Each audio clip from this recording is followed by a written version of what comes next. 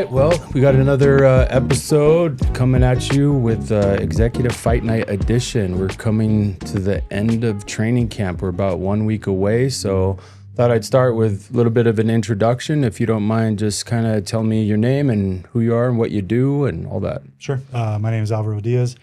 Originally from Miami, Florida. I've been in Utah for about 20 years now. I'm a software project manager. So I basically, I emphasize mostly in healthcare software. So hospitals and integrating their different systems that they have. Ventured out into a couple of different other industries, but mainly focused on that. So Great. Father of two and happy to be here. Good. Yeah, thanks.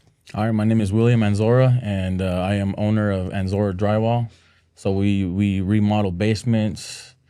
We do a lot of different things in construction, and father of 5 kids. And I'm here. I was born in California, but raised here in Utah. So I'm a Utah boy in West Valley, and I'm excited, man. Excited and nervous, but I'm ready, man. I'm excited for you guys. Yeah. And you do barbershops too. Yep. So Yep. excited about that project to get done. For sure. Yeah, me too. So whoever needs drywall and stuff, I highly recommend. Yeah. That's one of the things I love about the Legends tribe and group of people is we all support each other from within.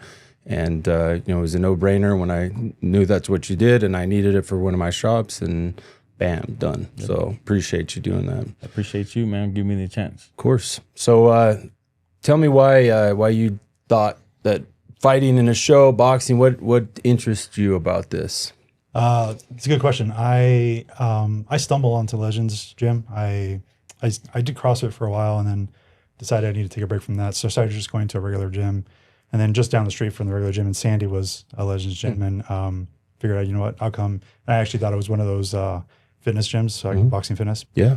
And quickly realized, no, you guys train fighters. I think I saw the sparring class for the first time and immediately I was like, I want to do this. So I've been doing it for a little over a year, I say. Transitioned from Sandy to Jordan Landing, and then when the EFN came up, just figured it would be another notch on the belt of things that I'd like to accomplish in my life. So awesome! I'd like to hear that, and I'm glad you mentioned that, like the fitness, the boxing, like that blend. Legends, what we've always tried to do is kind of stay in the middle, right? So if boxing for fitness is why you do it, great. If you never ever want to fight, great. You're going to feel just as welcome to come to the class and get a good workout as you would if you're going to be competing in nationals, right? We've got one of our guys in Orem who's representing the state of Utah and fighting as big of a stage as you can get in the amateurs, and we're really excited about having Executive Fight Night going on at the same time nationals, and we've got fighters that are also from Orem Gym are with Eric and on their way to Canada fighting this weekend as a main event up there. So it's really whatever you're looking for to get out of a gym, we're hoping to provide that, and I'm glad that you've seen all sides of it. So good. Now, same question, what interests you in competing? Man, I always wanted to do it since I was younger, but my parents didn't let me, man.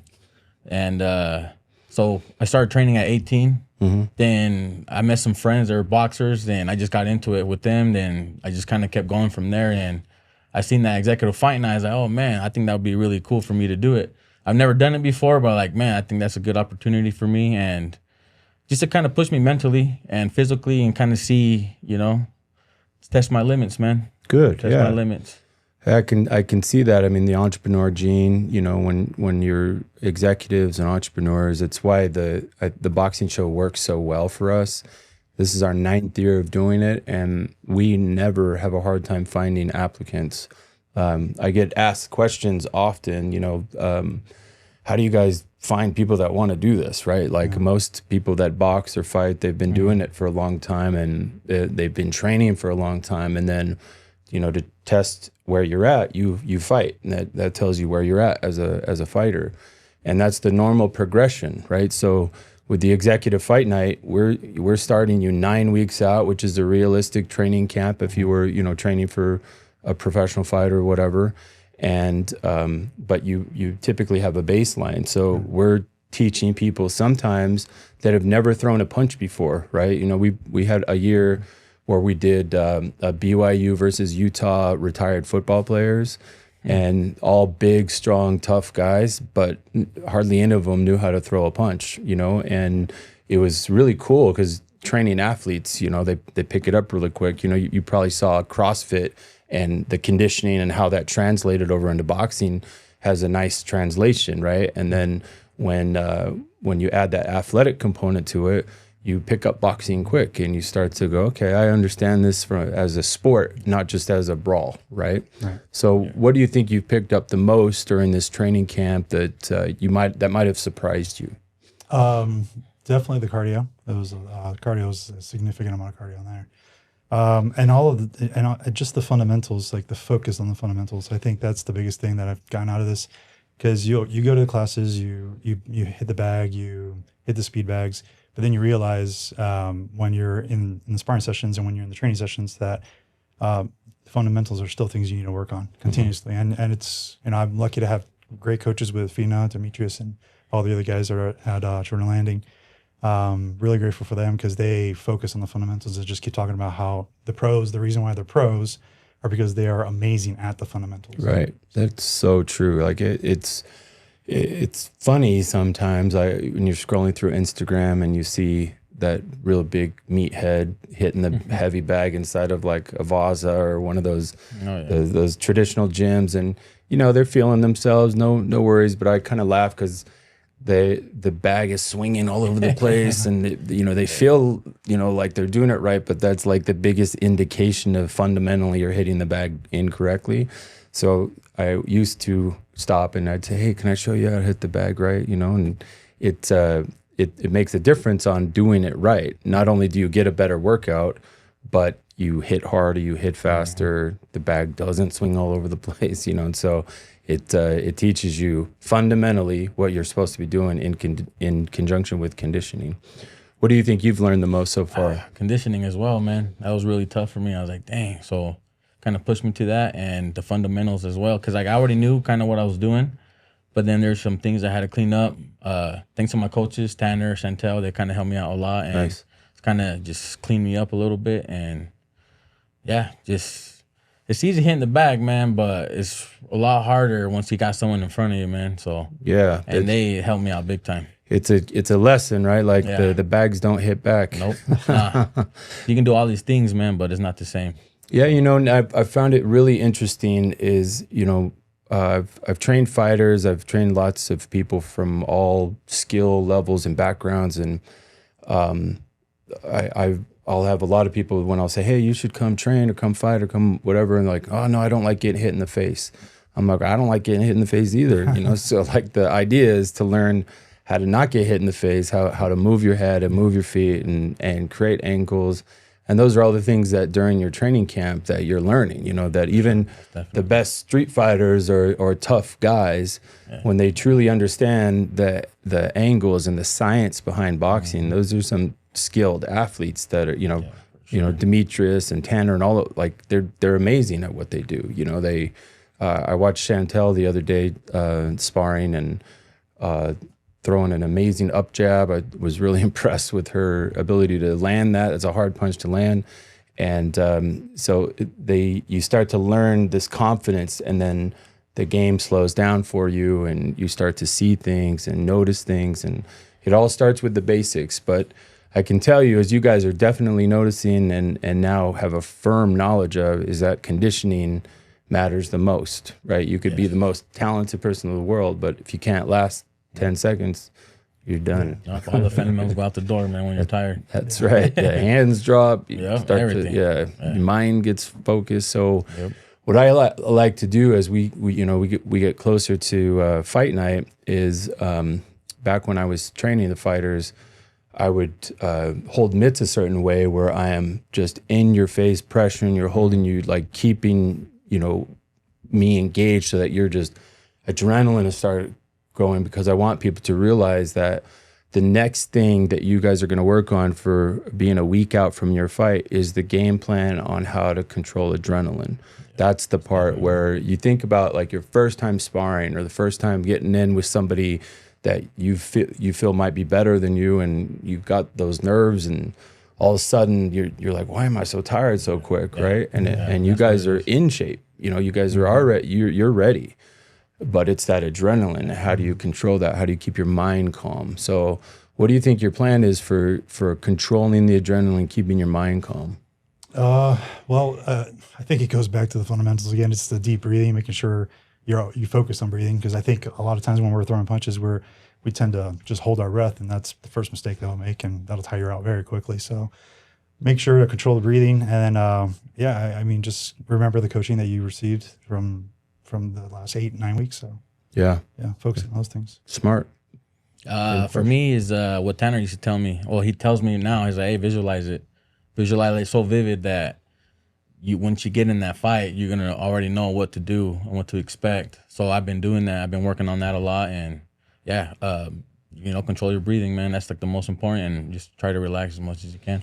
Yeah, it is that visualization of everything that you've been doing, so it becomes muscle memory. So the things that you practice on the bag and speed bag and double end bag and during conditioning classes, any of the bad habits that happen there will translate to the ring, and good habits too, right? So like as you learn to keep your right hand up when you throw your other hand, and protect your face, protect yourself at all times. Those are things that you're reminding yourself and going over. When the bell rings and it's fight time, it's you against you, like you have all the training and all the experience and all the time that you guys have both put into putting on a performance. It's typically who executes the best and who makes the least amount of mistakes is who wins. For sure. Right. So as you've kind of gone through this and you've experienced this training camp and you've now challenged yourself to this level that most people never get to do. Most people will never get to experience what it's like to fight in front of a sold out crowd in a real USA sanctioned boxing match. I mean, this is as real as it gets. So now that you've done it, is it something that you would recommend for other people? Oh, absolutely. I think everybody should figure it out. I mean, like the famous quote that everybody overquotes Mike Tyson, everybody's got a plan until you get punched in the face. But I think it's an experience that I think everyone should, especially men, because I think there was a statistic that was just shot out that was like 60% of men overestimate their strength by 200%. Yeah. And it's true. I mean, until you actually get into, the opportunity to get into a fight, and I think most people are going to overestimate. So it's a welcome, or what's the word I'm looking for? A waking call. Wakes you up, so makes you realize what's reality. Yeah, it kind of creates a perspective, right? Like you can sit back and it's the armchair quarterback mindset of, exactly. Man, they should have made that pass, or should have done this, or should have done that.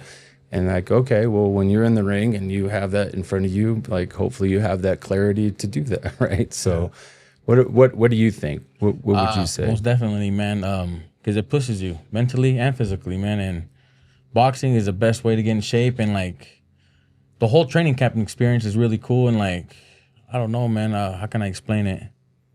It's just something that I think everybody should be a part of at least once in their life to try it out, because it's going to be a cool experience, man. And I mean, if this were easy, would it really matter that much, right? Like if you didn't have to make these massive sacrifices, I mean, what most people don't realize, and you guys now have firsthand knowledge, and you get to spread this knowledge to other people, is it's not just going and showing up to class, and it's not just going and having your coach teach you boxing. It's not just that, right? Like that's a big part of it. It's the sacrifices that you have to make with your time, your family, like your home life. Like your family is missing you right now, and relationships are strained right now, and I guarantee that everybody involved did not realize the level of commitment that it takes a lot to of do this. Sure. And your families make these sacrifices to support you and make sure that you're able to put the time in, and your business still has to be run during training and during dieting and during everything that goes on. And this is the, when you're talking about the real deal, like the full perspective of why 9 weeks is necessary and why it's so hard. And then when win, lose, or draw, I truly believe this is not a cliche. I'm not a participation trophy kind of person, but I do believe that no matter what the outcome of the fight is, everybody wins something. You walk away with an experience. Oh yeah. I mean, think about think about what you can tell your children and what they'll be able to have that, my dad did this, and the footage that we get and turning you guys into celebrities for 9 weeks. I mean, it's fun to see happen, and that doesn't just stop, so the posterity continues, and the you'll be part of this show forever. And this is our 9th year of doing it. 10 years is hard to believe when we've got big plans for year 10. And what would you say to somebody that when they're kind of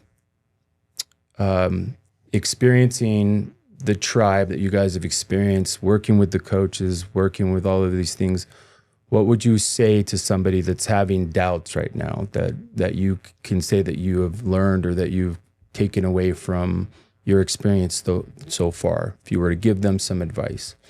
If they're having doubts about life in general, or about doing something hard, something like this with purpose. You mentioned the tribe. That actually helps a lot. The coaches check in on you. Your sparring partners become your best friends because you see them twice a week, and that's been definitely something that has been very significant in the last 9 weeks or 8 weeks. I would say also that taking baby steps and making sure you set multiple goals, not just one big long goal, because then as you achieve every single goal, you realize I can make it to the next one and the next one and the next one. And eventually you look back and you're like, wow, I'm closer to my end goal than I am from the beginning. So setting up those little baby steps to make it to that big one. I like that perspective. That's true. I think sometimes we see, the end result and not the journey, and falling in love with the journey, I think is a big part of having success. Is that, yes, we all want that belt, but those small wins of, all right, I'm going to get up every day at this time. That's one win, and I'm going to make my bed. That's 2 wins, and you just keep progressing throughout the day. And I think those small wins create momentum. So I agree with you 100%. What would you say? Man, pretty much the same thing, man. The coaches, they kind of help you along the way, and like they give you the confidence, they give you all the tips that you need to do to get you to that point. And they just get you ready for this moment, man. Like how my coaches, all of them, they always explain to me, hey, look, how you said, get up early in the morning. It's like you got to push yourself daily. And something that's down yourself, it's going to help them out. Just keep pushing. You got to push through it, You can't give up on yourself. Always push through it. And the end result is going to, it's going to pay off. The hard work's going to pay off in the end. Yeah, and as a coach and a fighter, and have kind of done all sides of this, is I talked about it in an earlier episode earlier this year, but it resonates more and more as I listen to it and look back on it. Is I can't remember the name of the philosophy, but it's essentially you're lending your confidence to somebody else that you believe in, and it's not BS confidence. It's that you see value in that person, and you see that they are capable of doing hard things, and even though they might be doubting themselves right now, you're able to say, hey, no, I believe that you can do this. I know that you can. And then they start to believe it in themselves because you believe in them, right? I imagine you can apply that in your professional life, in everything in life. Yeah, it's a great tool. And, I think some of the things that you guys are taking away from this whole experience, and when this is all said and done, how do you think that you'll apply this in your life moving forward with your work and your family and children and employees, all of that? Stay consistent on everything you do, man, and always work hard and just show up for yourself every day. I like that. I like that. What about you? Yeah, I would definitely piggyback on that to make sure you chip away at everything you set your mind to. Work with your team, like you just mentioned about just building on each other. I noticed that when we do the classes, and you have the younger guys, like the teenagers, and they're struggling a little bit or they're getting tired. I notice the older guys, we all will say, hey, come on, pick up your gloves, let's go, keep punching. So I like that. I like that everybody motivates each other. So if they're Yeah. working as a team. I'm glad to hear that. And it's real intent, right? It's not egos. I don't know. It's not I'm better than you. It's not about that. And you know, when it's all said and done, you guys are fighting. You know, that's it. It's a test. It's not personal. It's not, there's no anger involved. And I think sometimes people, they misunderstand combat sports, right? They think combat sports sometimes can be, and it has violence as part of it, but it's not necessarily intended to be violent. It's intended to kind of test your abilities and being capable of doing things, and then being able to maintain control and take opportunities and look for openings. And it's very much mental and physical at the same time. And it's that true test of will, and are you going to rise to the occasion? Are you going to stand there and be held accountable to the work that you did and the time that you committed? And when it's go time, did you do everything that you committed to yourself, right? And all these people that were there along for the ride, it's kind of holding yourself accountable. And this is that measure. I held myself accountable. And that's what I love so much about this sport, is it really does truly, the BS and the shit talkers it doesn't do any good, right? When the bell rings, talking ends. Yeah, like you just said, one thing that I notice is, everybody watches TV. They watch the interviews of boxers talking trash to each other, and they basically, you think that that's the reality. When in reality, like, this is the first time I'm meeting William, and from the minute I knew that him and I were gonna get in the ring, I respected the hell out of him. I still do to this day, and it's completely different mentality than what you see on TV. Totally. I mean, that's showmanship, right? They're trying to sell tickets, and the reality is, most fighters have so much respect for anybody that they're competing with. Now, to sell tickets, you want the drama, and it's a lot of people that don't understand the respect that happens. Even some of the build-up, the Conor McGregor was probably the best at selling tickets, because he could shit talk better than anybody on the planet. And, he was a good fighter, but man, he was way better with his mouth. And people bought into it, and they bought into this character. But when the bell rung, like, he had to prove that he could back up his words, and the talking ends. And I like that ability. And with boxing, it's a sport, right? You guys are competing in a sport, and you're scoring points, and you're trying to score more points than they're scoring, and you have your opponent, and that's it. That's why you see a lot of professional fighters at the end.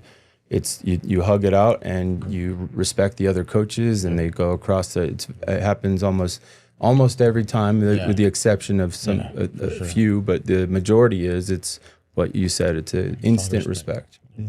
Yeah, because you guys have both sacrificed a lot to be here and to be able to show up.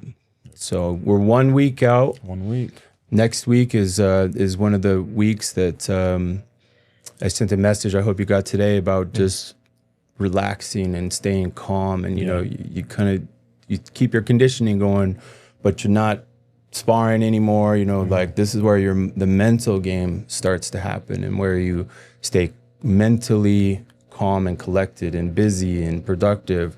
What are your thoughts on how this next week is going to go?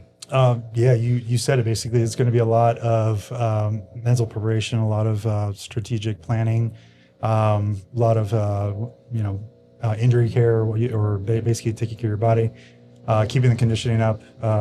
They told us to squeeze the massaging if we can, so we're going to see if we could do that too, and then just making sure work does not play as a distraction. So that.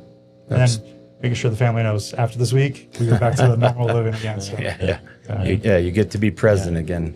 I like that. That's exactly what I told them too. 1 more week, and I'm back. That's right. But same thing, man. It's mentally. You got to be mentally ready, and just visualize the fight, man, and get my mind right. So when it comes to fight night, I'll be ready. Yeah, and the mental aspect of staying calm.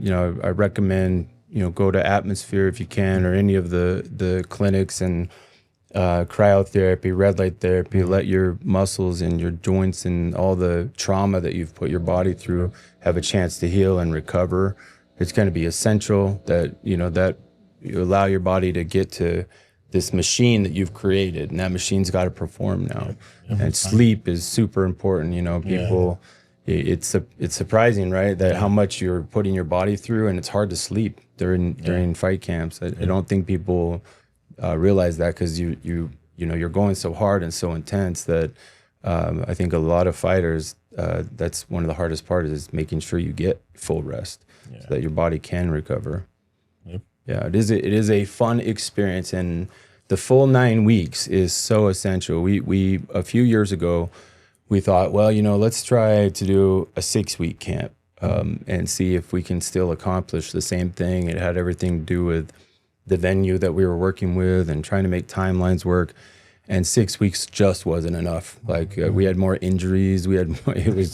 It was rough. So we've been really fortunate that we've only had one injury this year. You know, knock on wood. We want to maintain that, but we were very lucky that we were able to still save that bout. So we still have 10 fights, and it's going to be a really fun night. I'm super excited because after this episode launches, we'll have the fan engagement app will be live and ready to go, and that's where your fans from all around the world can tune in and watch this fight, live stream it. But not only that, they'll be able to pick who they think is going to win.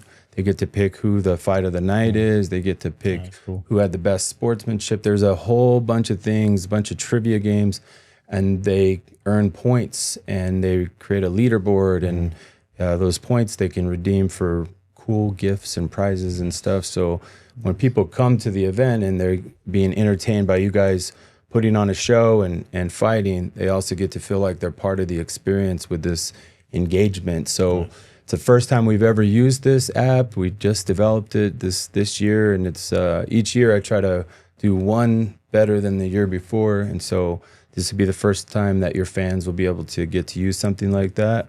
And so it'll be fun. So when they're at home and they're cheering you on, or live and they're cheering you on, you'll be able to see all that engagement after the fight as to what everyone thought. So, all right, cool. Was there any last message or anything you'd like your fans or coaches, family to know? No, it's been an honor to be a part of this process. I'm really grateful for it. It's been tough. It's been one of the hardest things I've ever done.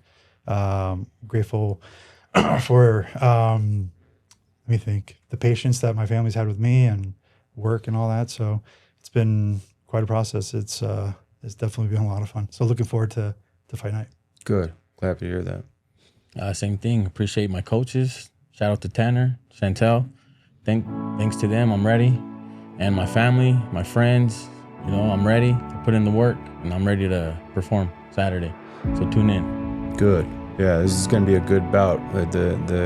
The big boys get to go and bang. No pulling punches anymore. Nope. All right. Well, thanks for your time today, guys. And we'll have this episode on wherever you listen to podcasts and on YouTube if you want to watch the episode. And we'll look forward to fight night. Okay, cool. Thanks. Ready.